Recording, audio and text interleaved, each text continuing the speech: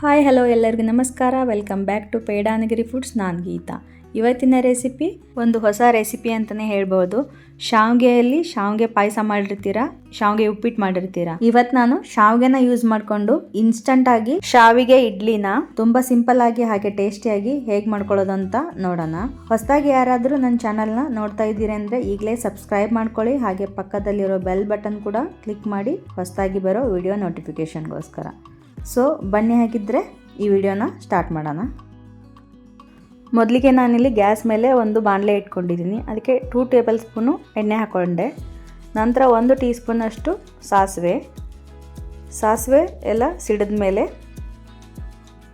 1 tea spoon ಜೀರಿಗೆ,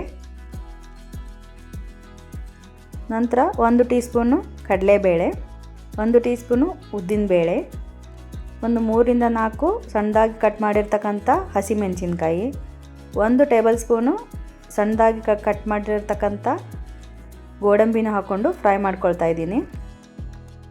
ಇದು ಚೆನ್ನಾಗಿ ಗೋಲ್ಡನ್ ಬ್ರೌನ್ ಆಗಬೇಕು. ನೋಡಿ, ಈ ಥರ ಕಲರ್ ಬರಬೇಕು, ಅಲ್ಲಿವರೆಗೂ ಫ್ರೈ ಮಾಡ್ಕೋಬೇಕು. ನಂತರ 1 ದೊಡ್ಡ ಈರುಳ್ಳಿನ ಸಣ್ಣದಾಗಿ ಕಟ್ ಮಾಡಿ ಹಾಕ್ಕೊಳ್ತಾ ಇದ್ದೀನಿ. ಹಾಕೊಂಡ್ಬಿಟ್ಟು ಇದನ್ನು ಒಂದು ಸಲ ಫ್ರೈ ಮಾಡ್ಕೋಬೇಕು. ಇವಾಗ ಇದಕ್ಕೆ ನಾನು ಹಸಿ ಶುಂಠಿನ 1 ಇಂಚಿನಷ್ಟು ತೊಗೊಂಡಿದ್ದೀನಿ. ಅದನ್ನು ತುರಿದ್ಬಿಟ್ಟು ಹಾಕ್ಕೊಳ್ತಾ ಇದ್ದೀನಿ. ಶುಂಠಿ ಹಾಕೋದ್ರಿಂದ ಇಡ್ಲಿಗೆ ಒಂದು ಒಳ್ಳೆಯ ಫ್ಲೇವರ್ ಕೊಡುತ್ತೆ.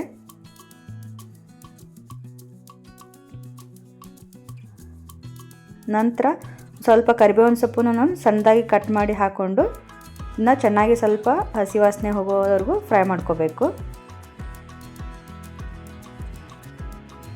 ಇವಾಗ ನಾನಿಲ್ಲಿ ಒಂದು ದೊಡ್ಡ ಕ್ಯಾರೆಟ್ನ ತುರಿದ್ಬಿಟ್ಟು ಹಾಕ್ಕೊಳ್ತಾ ಇದ್ದೀನಿ. ಇದನ್ನ ಹಾಕೊಂಡ್ಬಿಟ್ಟು ಸ್ವಲ್ಪ ಫ್ರೈ ಮಾಡ್ಕೋಬೇಕು. ತುಂಬ ಏನು ಬೇಯಿಸ್ಕೊಳ್ಳೋದು ಬೇಡ. ಕ್ಯಾರೆಟ್ನ ಲೈಟಾಗಿ ಫ್ರೈ ಮಾಡಿಕೊಂಡ್ರೆ ಸಾಕು. ನಂತರ ನಾನಿಲ್ಲಿ 1.5 ಕಪ್ನಷ್ಟು ನಾನು ಆಲ್ರೆಡಿ ಇದನ್ನು ಸ್ವಲ್ಪ ಲೈಟಾಗಿ ರೋಸ್ಟ್ ಮಾಡಿ ಇಟ್ಕೊಂಡಿದ್ದೀನಿ ಶಾವಿಗೆನ. ಜಸ್ಟ್ ಇದರಲ್ಲಿ ಹಾಕ್ಬಿಟ್ಟು ಸುಮ್ಮನೆ ಜಸ್ಟ್ ಮಿಕ್ಸ್ ಮಾಡ್ಕೊಳ್ತೀನಿ ನಾನು. ನಿಮ್ಮ ಹತ್ರ ಹುರಿದಿರೋ ಶಾವಿಗೆ ಇಲ್ಲಾಂದ್ರೆ ಮುಂಚೆನೇ ಈ ಥರ ಸ್ವಲ್ಪ ಹುರಿದ್ಬಿಟ್ಟು ಇಟ್ಕೊಳ್ಳಿ ಸಪ್ರೇಟಾಗಿ. ಇದರಲ್ಲೇ ಹಾಕ್ಕೊಂಡು ಹುರ್ಕೋಬೇಕಂತಂದರೆ ನೀವು ಬೇಳೆಗಳೆಲ್ಲ ಹಾಕಿರ್ತೀರಲ್ಲ, ಅದೆಲ್ಲ ಸೀದೋದಂಗೆ ಆಗಿಬಿಡತ್ತೆ ಡೈರೆಕ್ಟಾಗಿ ಇದರಲ್ಲಿ ಹಾಕ್ಕೊಂಡ್ರೆ. ನೋಡಿ, ಇವಾಗ ಫ್ರೈ ಆಯಿತು. ಇವಾಗ ಎಲ್ಲ ಕಂಪ್ಲೀಟಾಗಿ ತಣ್ಣಗಾಗಬೇಕು. ಅದು ತಣ್ಣಗಾಗೋಲಿಕ್ಕೆ ಒಂದು ಬೌಲ್ಗೆ ಟ್ರಾನ್ಸ್ಫರ್ ಮಾಡ್ತಾಯಿದ್ದೀನಿ ನಾನು. ಇದು ತಣ್ಣಗಾದ್ಮೇಲೆ 1 ಕಪ್ನಷ್ಟು ಮೊಸರನ್ನ ಹಾಕ್ಕೊಳ್ತಾ ಇದ್ದೀನಿ, ಗಟ್ಟಿ ಮೊಸರು. ನಾನಿಲ್ಲಿ 1.5 ಕಪ್ಪು ಶಾವಿಗೆನ ತೊಗೊಂಡಿದ್ದರಿಂದ 1 ಕಪ್ಪು ಮೊಸರನ್ನ ಯೂಸ್ ಮಾಡ್ತಾಯಿದ್ದೀನಿ. ಹಾಕೊಂಡ್ಬಿಟ್ಟು ಇದನ್ನು ಚೆನ್ನಾಗಿ ಮಿಕ್ಸ್ ಮಾಡ್ಕೋಬೇಕು. ನೋಡಿ, ಈ ಥರ ಚೆನ್ನಾಗಿ ಮಿಕ್ಸ್ ಮಾಡಿಕೊಂಡು ಇದಕ್ಕೆ ರುಚಿಗೆ ತಕ್ಕಷ್ಟು ಉಪ್ಪು, ಆಮೇಲೆ ಕಟ್ ಮಾಡಿರ್ತಕ್ಕಂಥ ಕೊತ್ತಂಬರಿ ಸೊಪ್ಪನ್ನು ಹಾಕಿಬಿಟ್ಟು ಒಮ್ಮೆ ಚೆನ್ನಾಗಿ ಮಿಕ್ಸ್ ಮಾಡೋಣ. ನೋಡಿ, ಈ ಥರ ಎಲ್ಲ ಚೆನ್ನಾಗಿ ಮಿಕ್ಸ್ ಮಾಡ್ಕೋಬೇಕು ಇದನ್ನು. ಇವಾಗ ಇದನ್ನು ಮೇಲೆ ಒಂದು ಮುಚ್ಚಳ ಮುಚ್ಚಿ ಒಂದು 5 ನಿಮಿಷ ನೆನೆಯಕ್ಕೆ ಬಿಡಿ. ಅಷ್ಟರಲ್ಲಿ ನಾವು ಇಡ್ಲಿ ಪಾತ್ರೆಗೆ ತೊಗೊಂಡಿದ್ದೀನಿ. ಅದಕ್ಕೆ ಪ್ಲೇಟ್ಗೆ ಆಯಿಲನ್ನು ಅಪ್ಲೈ ಮಾಡ್ಕೊಳ್ತಾ ಇದ್ದೀನಿ.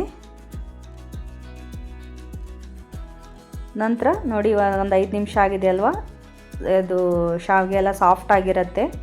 ಇವಾಗ ನಾನು ಸ್ವಲ್ಪನೇ ತೊಗೊಂಡು ಇಡ್ಲಿ ಹೇಗೆ ಬೇಯಿಸ್ಕೊತಿರಲ್ಲ ಆ ಥರ ಇಡ್ಲಿ ಬ್ಯಾಟ್ರ್ ಹಾಕ್ಕೊಳ್ಳೋ ಥರ ಆ ಥರ ಇದನ್ನು ಇಟ್ಕೋಬೇಕು.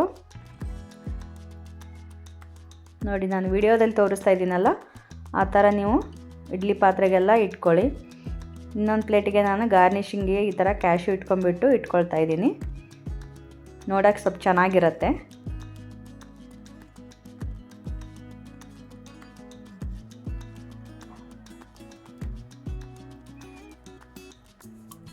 ನಂತರ ನಾನಿಲ್ಲಿ ಇನ್ನೊಂದು ಪ್ಲೇಟಿಗೆ ಕೊತ್ತಂಬರಿ ಸೊಪ್ಪನ್ನು ಇಟ್ಕೊಳ್ತಾ ಇದ್ದೀನಿ. ನೀವು ಬೇಕಾದರೆ ಕ್ಯಾರೆಟನ್ನು ಸ್ವಲ್ಪ ತುರಿದ್ಬಿಟ್ಟಿದ್ದನ್ನು ಇಟ್ಕೋಬೋದು. ಆ ಥರ ನೋಡೋಕ್ಕೆ ಚೆನ್ನಾಗಿರುತ್ತೆ. ಇವಾಗ ಎಲ್ಲ ಪ್ಲೇಟ್ಗಳನ್ನು ಅರೇಂಜ್ ಮಾಡ್ಕೋಬೇಕು.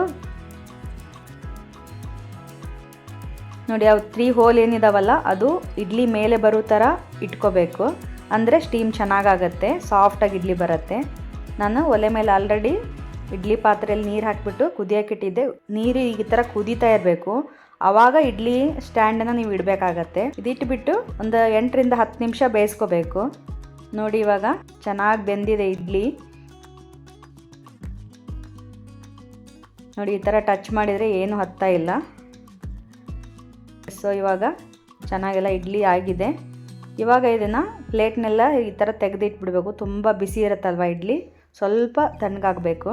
ಹಾಗೆ ವಿಡಿಯೋ ಯಾರಿಗೆಲ್ಲ ಇಷ್ಟವಾಗಿದೆ ಲೈಕ್ ಮಾಡಿ, ಶೇರ್ ಮಾಡಿ, ಕಾಮೆಂಟ್ ಮಾಡಿ, ಹಾಗೆ ಸಬ್ಸ್ಕ್ರೈಬ್ ಮಾಡ್ಕೊಳ್ಳಿ. ನಂತರ ಸ್ವಲ್ಪ ಒಂದು 2-3 ನಿಮಿಷ ಬಿಟ್ಟಾದಮೇಲೆ ನೋಡಿ ಈ ಥರ ಒಂದು ಸ್ಪೂನ್ ತೊಗೊಂಡು ತೆಗೆದುಬಿಡಿ. ತುಂಬಾ ಚೆನ್ನಾಗಿ ಬಂದಿದೆ ಇಡ್ಲಿ. ತುಂಬ ಕ್ವಿಕ್ಕಾಗಿ ಕೂಡ ಮಾಡ್ಕೋಬೋದು ನೀವು ಈ ಥರ ಹೆಲ್ದಿಯಾಗಿ ವೆಜಿಟೇಬಲ್ಸ್ ಹಾಕೊಂಡ್ಬಿಟ್ಟು. ಸೊ ನೋಡಿದ್ರಲ್ಲ ಎಷ್ಟು ಚೆನ್ನಾಗಿ ಬಂದಿದೆ. ಕ್ವಿಕ್ಕಾಗಿ ಆಗುತ್ತೆ. ಆಮೇಲೆ ನಿಮಗೆ ಇನ್ಸ್ಟಂಟಾಗಿ ಕೂಡ ಇದನ್ನು ಲಂಚ್ ಬಾಕ್ಸಿಗೆ ಆಮೇಲೆ ಬೆಳಗ್ಗೆ ಟಿಫನ್ಗೆ ಮಾಡ್ಕೋಬೋದು.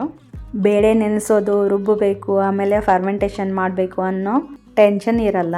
ಈ ಥರ ನೀವು ಇನ್ಸ್ಟಂಟಾಗಿ ಯಾವಾಗ ಬೇಕಂದರೆ ಅವಾಗ ನೆನಪಾದಾಗ ಈ ಥರ ಮಾಡ್ಕೋಬೋದು. ತುಂಬ ಕ್ವಿಕ್ ಆ್ಯಂಡ್ ಈಸಿಯಾಗಿರುತ್ತೆ. ನೋಡಿ ಎಷ್ಟು ಈಸಿಯಾಗಿ ಕೈಯಿಂದನೇ ತೆಗಿಬೋದು, ಅಷ್ಟು ಈಸಿಯಾಗಿ ಬರ್ತಾಯಿದೆ. ತುಂಬ ಸಾಫ್ಟಾಗಿ ತುಂಬ ಚೆನ್ನಾಗಿ ಬಂದಿದೆ. ನೋಡಿ ಇವಾಗ ಇಡ್ಲಿ ರೆಡಿಯಾಗಿದೆ, ಬಿಸಿ ಬಿಸಿದು. ನೋಡಿ ಇವಾಗ ನಾನು ಪ್ಲೇಟಿಗೆ ಸರ್ವ್ ಮಾಡ್ತಾಯಿದ್ದೀನಿ. ಲಂಚ್ ಬಾಕ್ಸಿಗೆ, ಟಿಫನ್ ಬಾಕ್ಸಿಗೆ ನೀವು ಮಕ್ಕಳಿಗೆ ಈ ಥರ ಸ್ಕೂಲ್ಗೆಲ್ಲ ನೀವು ಮಾಡಿ ಕೊಟ್ಟರೆ ಅವ್ರು ತುಂಬ ಎಂಜಾಯ್ ಮಾಡ್ಕೊಂಡು ತಿಂತಾರೆ. ಒಂದು ಡಿಫ್ರೆಂಟ್ ಆಗಿರುತ್ತೆ. ನಾರ್ಮಲ್ ಇಡ್ಲಿ ಮಾಡಿರ್ತೀರ, ಅದು ಅವ್ರಿಗೆ ತಿಂದು ಬೋರ್ ಆಗಿರುತ್ತೆ. ಈ ಥರ ನೀವು ಶಾವಿಗೆನ ಯೂಸ್ ಮಾಡಿಕೊಂಡು ಇಡ್ಲಿ ಮಾಡಿಕೊಟ್ಟಾಗ ಅವರು ತುಂಬ ಹ್ಯಾಪಿಯಾಗಿ ತಿಂತಾರೆ. ನೀವು ಬೇಕಿದ್ದರೆ ಇದ್ರ ಜೊತೆ ಕಾಯಿ ಚಟ್ನಿನೂ ಮಾಡ್ಕೋಬೋದು. ನಾನು ತುಪ್ಪನ ಸರ್ವ್ ಮಾಡಿದ್ದೀನಿ, ಯಾಕಂದರೆ ಅದರಲ್ಲಿ ಎಲ್ಲ ಸ್ಪೈಸಸ್ನ ಆ್ಯಡ್ ಮಾಡಿದ್ದೀವಿ. ಹಾಗೇ ತುಪ್ಪ ಹಚ್ಕೊಂಡು ತಿಂದರೆ ತುಂಬಾ ಚೆನ್ನಾಗಿರುತ್ತೆ. ಸೊ ನೋಡಿದ್ರಲ್ಲ, ಸಖತ್ ಟೇಸ್ಟಿಯಾಗಿ ಹಾಗೆ ಅಷ್ಟೇ ಸಿಂಪಲ್ಲಾಗಿ ಮಾಡ್ಕೊಳ್ಳೋ ಅಂಥ ಇನ್ಸ್ಟಂಟ್ ಶಾವಿಗೆ ಇಡ್ಲಿ ರೆಡಿ ಆಗೋಯ್ತು. ತುಂಬ ಸಿಂಪಲ್ಲಾಗಿ ಮಾಡ್ಕೊಳ್ಳೋ ಅಂಥದ್ದು ತುಂಬಾ ರುಚಿಯಾಗಿರುತ್ತೆ. ನೀವು ಬೇಕಾದರೆ ಒಂದ್ಸಲ ಟ್ರೈ ಮಾಡಿ ನೋಡಿ, ಹಾಗೆ ಹೇಗೆ ಬಂತು ಅಂತ ಕಮೆಂಟ್ ಮಾಡಿ ತಿಳಿಸಿ. ಮತ್ತೊಂದು ರೆಸಿಪಿಯೊಂದಿಗೆ ಮತ್ತೆ ಬರ್ತೀನಿ. ಅಲ್ಲಿವರೆಗೂ take care, bye, thank you.